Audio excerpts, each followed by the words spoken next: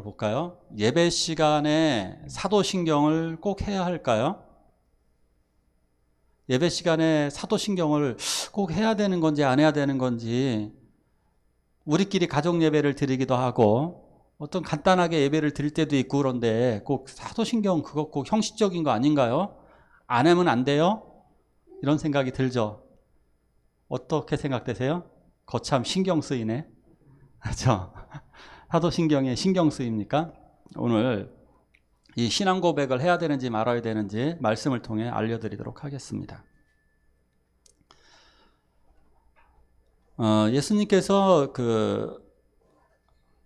가이사랴 빌립보 지방에 가셨습니다. 가이사랴 빌립보.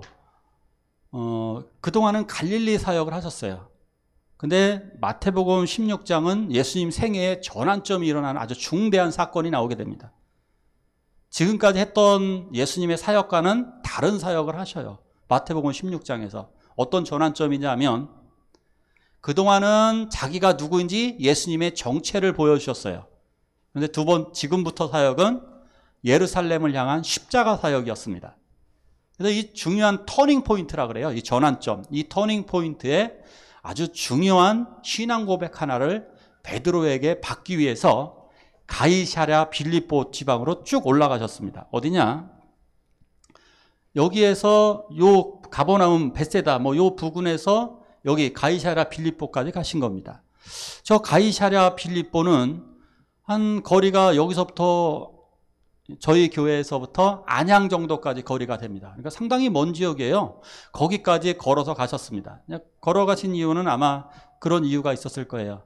사람들이 너무나 많이 따라다니기 때문에 한적한 곳으로 가셔서, 좀 여기 보면 좀 한적하잖아요. 한적한 곳으로, 여기가 되게 좀 한적해요. 왜냐하면 따라다니는 사람들이 별로 없기 때문에. 그래서 여기로 가셔서 무언가 제자들에게 대답을 원하셨던 것 같습니다. 가이사랴 빌립보는 이름도 독특하죠. 이름이 두 가지입니다. 두 개로 합성어입니다. 하나는 뭐냐면 가이사랴라는 뜻은 카이사르 이런 뜻입니다. 카이사르. 그다음에 빌립보란 뜻은 헤롯, 그러니까 이름이 합성한 거예요. 카이사르, 황제에게 바치려고 아부하려고 만든 동네예요. 이게 황제에게 아부하려고 카이사르라고 하는 이름을 갖다 붙였고요. 그리고 이 빌립보는 뭐냐면 자기 이름이에요. 헤롯 빌립이에요. 이 사람 이름이 헤롯 빌립이 자기 이름을 갖다 붙인 거예요. 그러니까 우리로 치면 약간 이런 느낌인 거예요. 만약에 김정은이 시진핑한테 잘 보이기 위해서 이름을 붙인 거예요. 시진핑, 김정은 이렇게 갖다 붙인 거예요. 그러니까 이게 아주 독특한 이름인 거죠. 자, 그런데 예수님이 왜 여기로 가셨느냐가 또 중요한 거예요. 여기는 이렇게 판신전이라고 해서 그 우상이 가득한 곳입니다. 여기 아주 거대한 이방의 신전이 있어요. 거대한 이방의 신전이 있고 이방의 우상이 가득한 곳에 가셔서 신앙 고백을 받으셨단 말입니다. 그것도 이름 둘이죠. 가이사랴 빌립보. 왕도 있고 황제도 있습니다. 자, 이러한 곳에서 신앙 고백을 받으셨습니다. 자, 그렇다면 이런 의도가 있는 거죠. 예수님의 의도는 바로 이런 것입니다. 누가 진짜 왕이냐? 누가 진짜 왕인지 고백해라. 자, 또 우상이 많다 그랬어요. 누가 진짜 하나님, 신인지 말해봐라. 이러한 의도가 여기에 들어 있었던 것으로 보여집니다. 그래서 예수님은 이렇게 물어보죠. 사람들이 나를 누구라 하느냐? 이렇게 얘기합니다. 사람들이 나를 누구라 하느냐? 그런데 먼저 이렇게 얘기하죠. 사람들이 인자를 누구라 하느냐? 인자. 분명히 자신을 가리켜서 인자라고 그래요. 예수님은 자기를 표현할 때 인자가 이런 말을 썼습니다. 인자가. 자기를 표현할 때 언제나 인자가 이런 표현을 썼어요. 인자라는 표현을 쓰는 것, 왜 인자라는 표현을 썼을까? 볼까요? 같이 한번 읽겠습니다. 시작.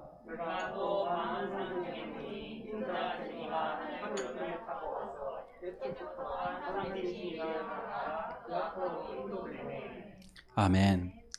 다니엘서에 의하면 인자가 하늘 구름을 타고 와서 하나님 앞에 인도되어지는 장면, 하나님의 보좌 앞에 가는 장면을 만나게 됩니다. 인자라고 하는 표현은 되게 중요한 표현입니다. 인자. 이걸 묵시문학이라 그래요. 다니엘서, 요한계시록 이런 걸 묵시문학이라 그러는데, 계시문학, 묵시문학. 여기에서 이 계시문학, 묵시문학에서 인자는 언제나 세상을 구원하시는 분입니다. 세상을 구원하기 위해서 오시는 신성한 분을 인자라고 이야기하는데, 이미 자기 정체를 알려주신 거죠. 근데 사람들은 그 인자라고 표현할 때 그냥 쉽게 넘어갔습니다. 예수님이 분명하게 물어봅니다. 사람들이 나를 뭐라고 그러느냐? 사람들이 인자를 뭐라고 부르지? 그랬더니 제자들이 대답을 합니다. 그런데요, 사람들이 세례 요한이라고 그러는데요. 그랬더니 다른 제자가 어떤 사람은 엘리야라고 그럽니다. 또 다른 제자가 말을 합니다. 아니, 어떤 사람은 예레미야라고 그러는데요. 여기서 세례 요한 한번 볼까요? 세례 요한. 세례 요한을 헤롯 왕이 죽였습니다. 헤롯이 세례 요한을 목베어서 죽였습니다. 정의를 외치는 선지자였고 하나님의 선지자라는 것 알고 있었습니다. 근데 이런 사람 죽이고 나면 죄책감이 드는 겁니다. 그 죄책감이 뭐냐? 사실은 헤롯 같은 인물에게 죄책감이 있을 리는 없고, 사실은 저주받을 것 같아서, 왜 이런 거 있잖아요. 누구 억울한 사람 죽이면 그 악령이, 그 혼이, 우리나라 치면 귀신이 우리나라 이렇게 달라붙을 수 있기 때문에 그게 무서운 거예요. 그래서 이걸 걱정하고 있는데 갑자기 예수라고 하는 사람이 등장을 한 겁니다. 여기서 충격을 더 받은 거예요. 내가 세례 요한을 죽였는데 그럼 예수도 잡아 죽여야 되나? 이런 고민이 또 드는 겁니다. 예수에 관한 소문을 들으니까 사람들이 구름대처럼 달라붙고, 그리고 죽은 사람도 살리고 병든 자들을 다 고친다는 거예요. 충격인 거죠. 이거 심각한 고민에 빠진 겁니다. 사람이 따라다니면 뭐가 되느냐? 대통령도 됩니다. 지금 보십시오. 지지율이 나오지 않는 후보들은 다 이제 사라질 것이고, 백성들이 따라다니는 지지율이 높은 후보들은 대통령 후보가 되고 대통령이 되는 겁니다. 예수님을 따라다니면 결국 헤롯은 끝장나는 겁니다. 예수님이 왕이 될 수도 있는 거니까요. 그래서 헤롯도 똑같은 질문을 합니다. 헤롯도 한번 읽어볼까요? 소영 선생님 한번 읽어주시죠. 분봉 왕 헤롯이 이 모든 일을 듣고 심히 당황하니, 이는 어떤 사람은 요한이 죽은 자 가운데서 살아났다고도 하며, 어떤 사람은 엘리야가 나타났다고도 하며, 어떤 사람은 옛 선지자 한 사람이 다시 살아났다고도 함이라. 아멘. 뭐라고 그러느냐? 헤롯이 심히 당황했답니다. 엄청 당황했습니다. 헤롯이 너무너무 당황하고 이곳에 예수의 등장에 대해서 긴장을 했습니다. 그래서 자기 부하들을 모아놓고 학자들을 모아놓고 질문을 합니다. 도대체 세례 요한이, 저 예수가 누구냐? 그랬더니 어떤 부하가 얘기합니다. 죽은 세례 요한이 살아나는 거 아닐까요? 등골이 오싹했을 겁니다. 정말 살아났나? 그랬더니 다른 사람이 와서 그거 아니고 예수도 죽은 사람을 살렸대. 그래서 엘리야가 아닐까? 그건 더 무서워. 죽은 사람을 또 살렸대요. 엘리야가 아닐까요? 그랬더니 또 어떤 사람은 또 얘기해요. 혹시 예레미야가 아닐까요? 왜 예레미야하고 비슷하냐? 예레미야가 예루살렘 성전을 보면서 이렇게 얘기했습니다. 이것은 여호와의 성전이 아니야. 이건 껍데기야 라고 얘기했습니다. 예수님은 예루살렘 성전을 헐어버리라고 했고, 예루살렘 성전에서 비둘기 파는 사람 상인들을 다 둘러엎었습니다. 성전을 부정한 겁니다. 예레미야하고 비슷하죠? 예레미야는 예루살렘 성전을 보면서 엉엉 울었습니다. 예수님도 예루살렘 성전을 바라보면서 우셨습니다. 그러니까 비슷하죠. 그러니까 예레미야 아닐까? 이렇게 추측을 여러 가지로 했습니다. 예수님의 이 질문에 제자들은 고개를 갸웃했습니다. 대체 예수가 뭐지? 예수가 누구지? 그런데 예수님이 돌직구 같은 질문을 이렇게 던지게 됩니다. 다시 한번 다 같이 읽을까요? 시작.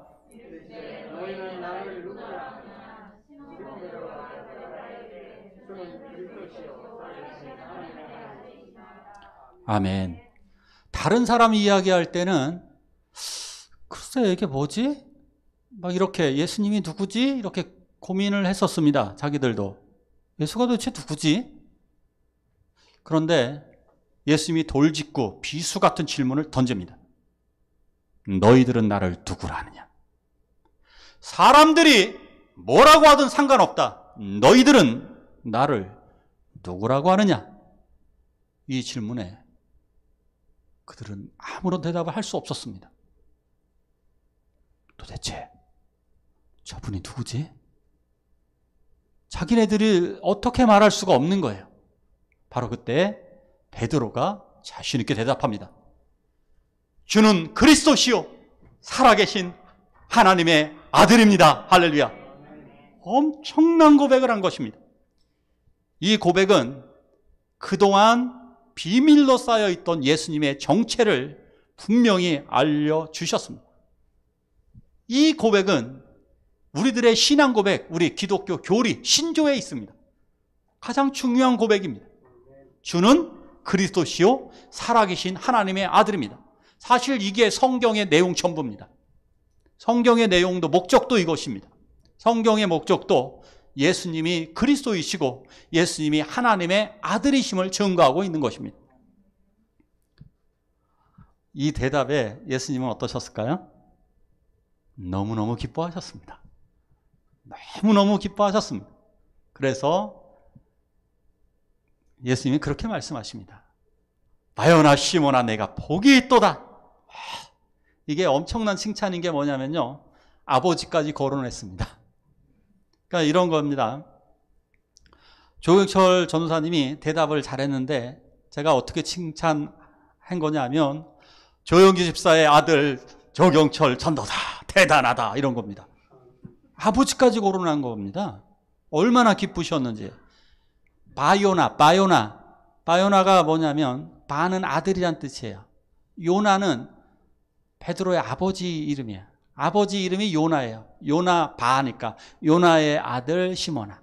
그러니까 어떤 성경에는 요한의 아들로 돼 있어요. 어원은 비슷해요. 요나나 요한이나 어원이 비슷하기 때문에 사실상 발음의 차이인 것 같아요. 근데 어쨌든 요한의 아들, 요나의 아들 시몬아 내가 복이 있다. 복이 있다는 말은 넌 정말 하나님의 축복을 받은 자구나.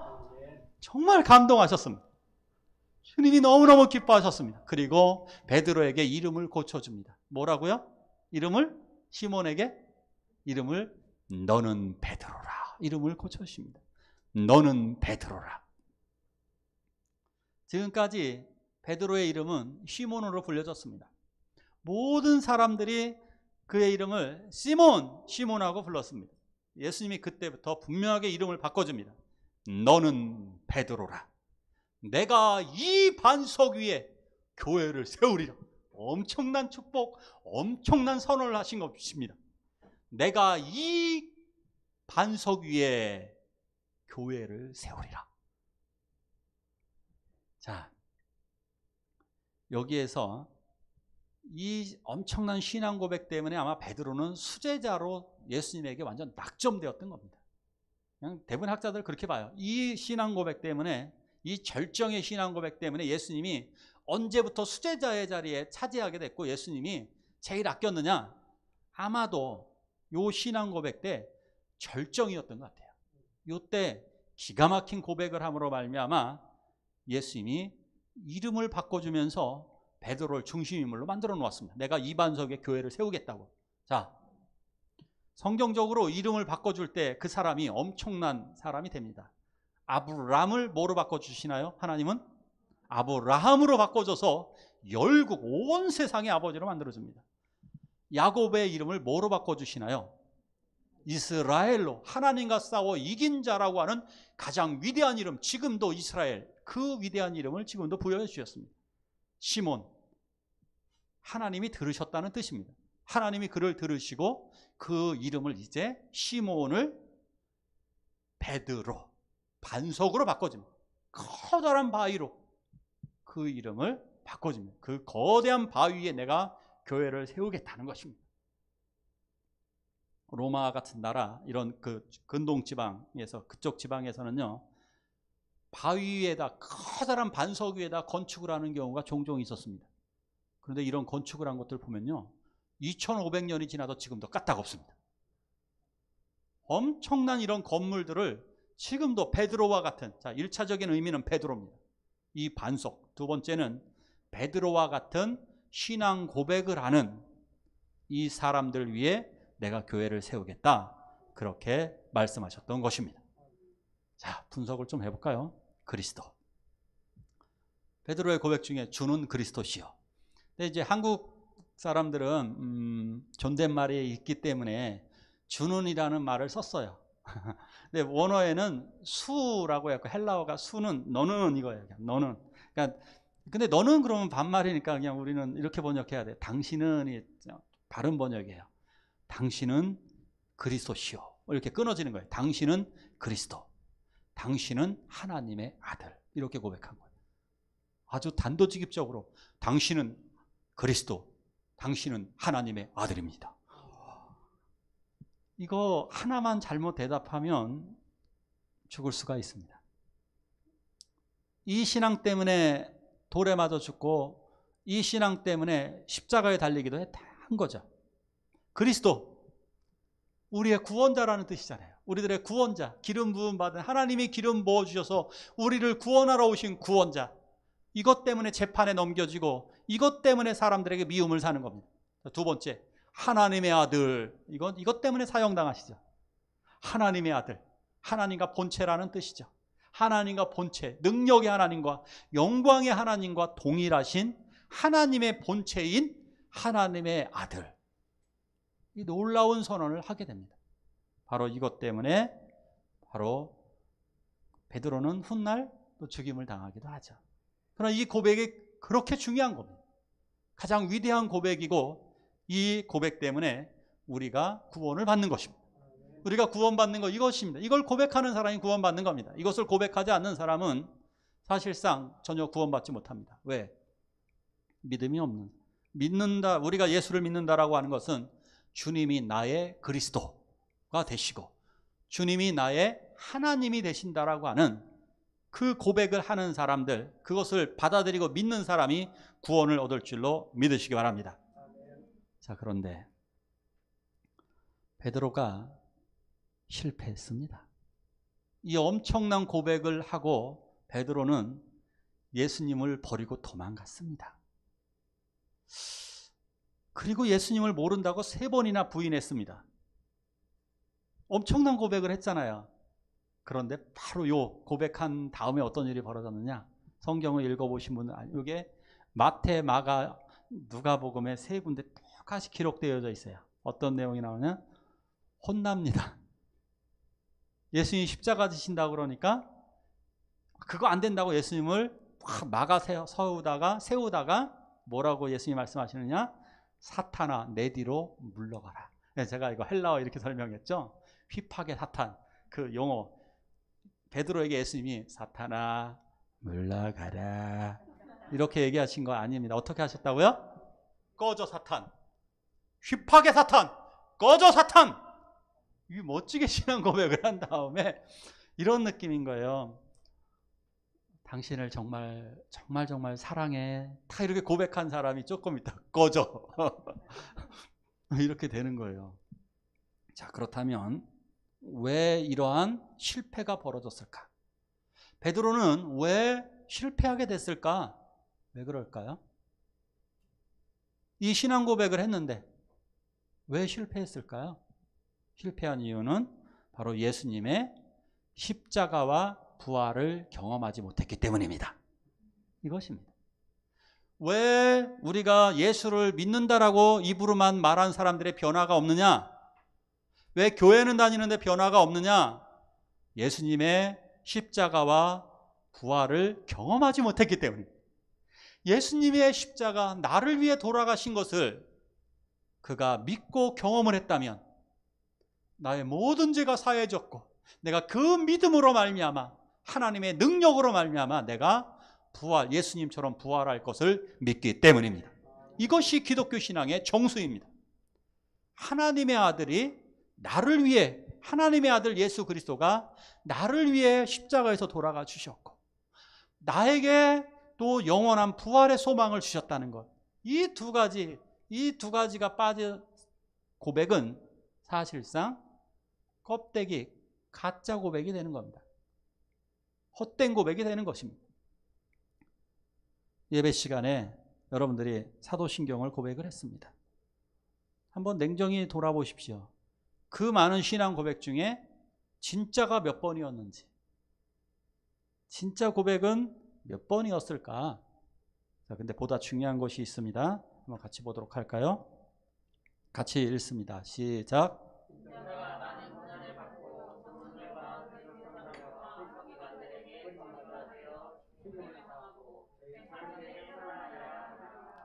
아멘. 터닝 포인트, 전환점이라고 말씀드렸습니다. 이제부터 본격적으로 예수님이 얘기합니다. 지금부터 이제 인자가 많은 고난을 받고 내가 죽임을 당할 거다. 예루살렘에 올라가서. 예루살렘은 희망의 도시였습니다. 제자들에게. 만약에 예루살렘에 가게 되면 예수님이 왕으로 등극하실 것이다 라고 하는 기대감이 있었습니다. 특별히 예수님이 나귀를 타고 입성하실 때는 절정에 달했습니다. 모든 군중들이 호시아나 호시아나 하면서 구원해달라고 사람들은 예수에게 모든 희망을 다 걸었습니다. 그렇죠? 모든 희망을 다 걸었는데 결국 그 희망이 사라지자 그들은 예수님을 잡아 죽였습니다. 제자들도 이러한 희망을 갖고 있습니다. 자기네들이 희망을 줄 것으로. 그러나 그 희망은 헛된 희망이었습니다. 예수님이 주시려는 것은 예루살렘에서 십자가였습니다. 그들을 위한 속죄의 십자가를 주시려고 하셨던 것입니다. 이제부터 예수님의 목표는 사람들은 태평성대, 부자도 되고 편안하게 살고 누리며 살고 싶고 그것이 최고 목표입니다. 그렇죠? 우리나라 경제도 다른 나라들처럼 4만 불에 만족하지도 않죠. 지금 가지고 만족하시는 분 한 분도 없습니다. 우리 4만 불 됐으니까 살만해 이런 분들 별로 없습니다. 우리 더 잘 살아야 되지 않을까? 그죠? 우리 대통령들에게 그거 기대하잖아요. 예수님에게 그거 기대하고 있었습니다. 그런데 예수님은 그것이 목표가 아니었습니다. 지금부터는 순환입니다. 십자가와 순환, 십자가와 속죄였습니다. 그것 때문에 이 땅에 오셨던 것입니다. 그래서 또한 결국 이루시려는 것 부활, 제3일 만에 다시 살아나리라 그것을 말씀하셨습니다. 자, 그렇다면 이제부터 이것이 예수님의 목표가 이것이고 우리들은 그럼 신앙 고백을 어떻게 해야 되느냐? 분명하게 성경 속에 나옵니다. 마지막 구절 같이 볼까요? 시작.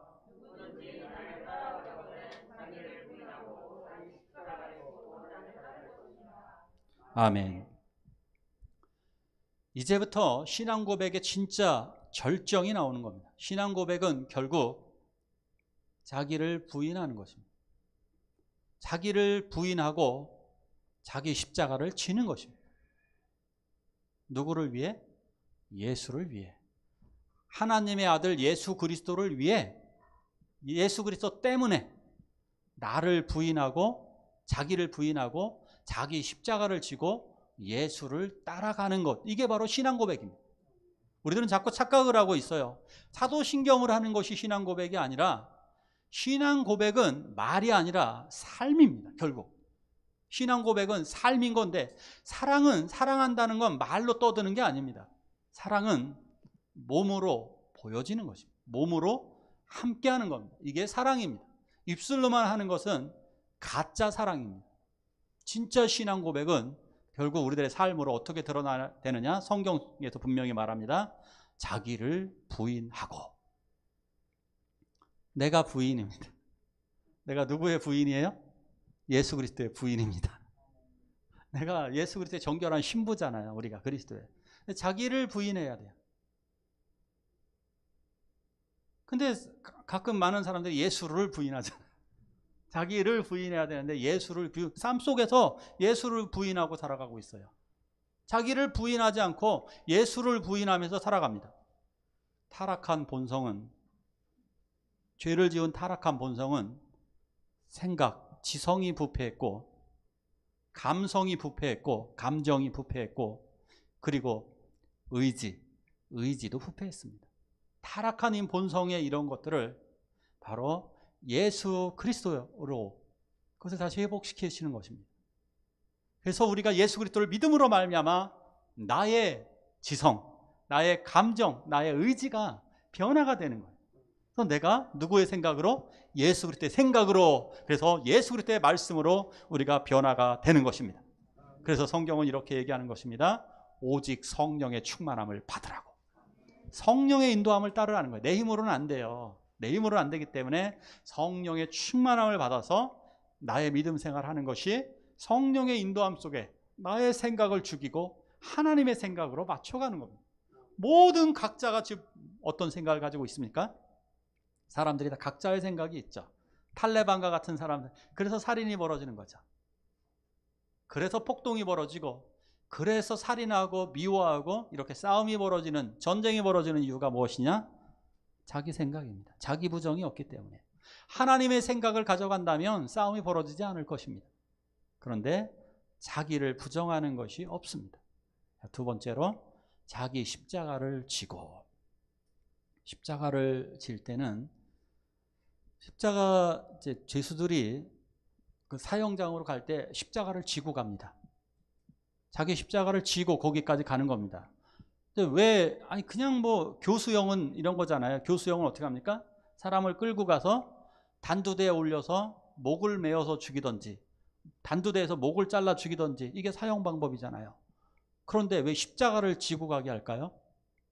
너의 죄의 짐을 지고 가는 것을 많은 사람들에게 보여주는 겁니다. 놀랍게도 이 장면은 결국 어린 양 예수를 바라보게 되는 거죠. 나의 죄를 대신해서 짐을 지시는 예수 그리스도를 바라보게 돼요. 십자가를 지고 갈 때 죄수는 모든 희망과 소망을, 자기에 대한 것을 다 끊습니다. 그리고 그냥 죽음만을 바라봅니다. 근데 우리들은 그 십자가 너머에 하나 더 바라보게 되는 게 있습니다. 바로 부활을 바라봅니다. 자, 근데 하나, 이 십자가, 자기 십자가라고 그렇지만 사실상 예수의 십자가가 원래 누구의 십자가였을까요? 우리가 져야 될 십자가였죠. 예수님의 십자가가 아닙니다. 사실 예수님이 지신 십자가는 예수님이 져야 될 아무런 이유가 없습니다. 그런데 대신 져주신 것입니다. 자, 그렇다면 우리가 져야 할 십자가는 사실상 나의 십자가가 아닙니다. 냉정하게 얘기하면. 내가 굳이 안 져도 되는 겁니다. 아주 쉽게 얘기할게요. 자녀들을 여러분들은 책임지고 계십니다. 근데 자녀들은 내가 아니잖아요. 그런데 그 자녀들을 내가 책임지는 겁니다. 내가 책임을 감당해내는 것입니다. 자, 이것이 결국 내가 져야 할 십자가가 되는 것입니다. 선생님들은, 특히 이제 어린이집 선생님, 조윤혜 선생님, 어떻습니까?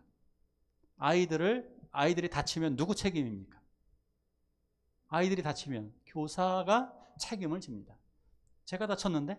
제가 잘못했는데? 아니죠. 내가 책임을 져줍니다. 대신 그들을 보살피고 돌보는 것, 바로 그것이 나에게 주어진 십자가입니다. 나에게 주어진 십자가라고 하는 것은 결국 무엇이냐? 결국 내가 해야 될 일들입니다. 나에게 맡겨진 사람들이 결국 나에게 주어진 십자가입니다. 사실 이것을 생각하십시오. 나에게 주어진 사람들, 여러분들은 가족을 책임지셔야 하고, 직장에서는 내 부하 직원을 책임져야 되고, 그리고 사회에서는 나의 동료들, 나의 친구들을 책임져야만 하는 것입니다. 왜냐?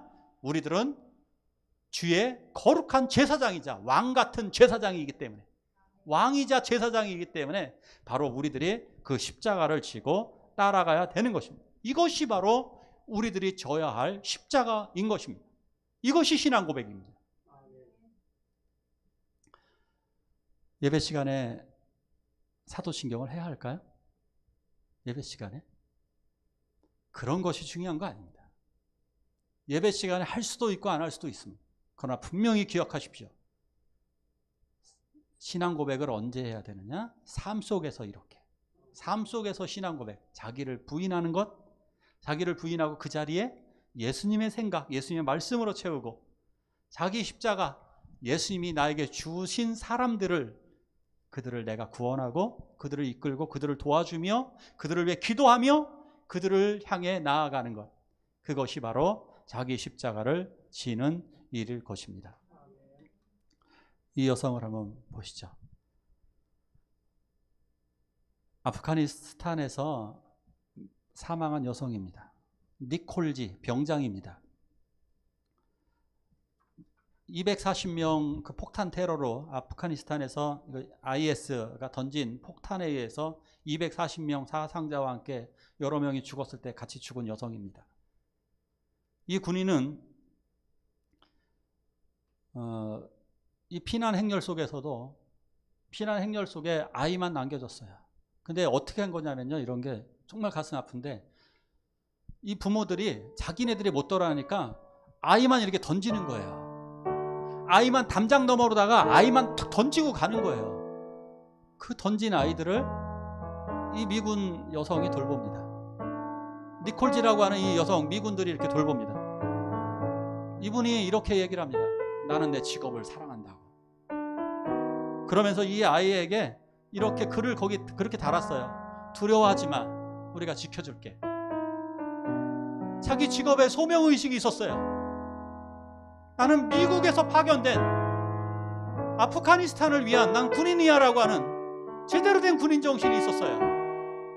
내가 바로 여기 이 시민들을 보호할 사람이 바로 나야. 이 어린아이들 내가 지켜줄게. 걱정하지 마. 희생자가 됐습니다. 우리들이 바로 이러한 마음으로 살아가는 거예요. 내가 지켜줄게. 걱정하지 마. 당신들의 영혼 내가 지켜줄게. 당신을 구원받을 때까지. 예수 그리스도가 십자가를 지셨잖아. 나는 당신들을 같이 갈게. 당신들을 내가 다른 건 못해도 적어도 기도를 해줄게. 적어도 당신네들 내가 사랑을 할게. 내가 다른 것은 못해줘도. 우리 기도하시길 원합니다. 이것이 바로 십자가를 지는 삶입니다. 진실한 신앙 고백하는 삶을 위해 기도하시고요. 내게 주어진 십자가를 지도록 함께 기도하시기를 원합니다. 기도하십니다. 하나님 아버지,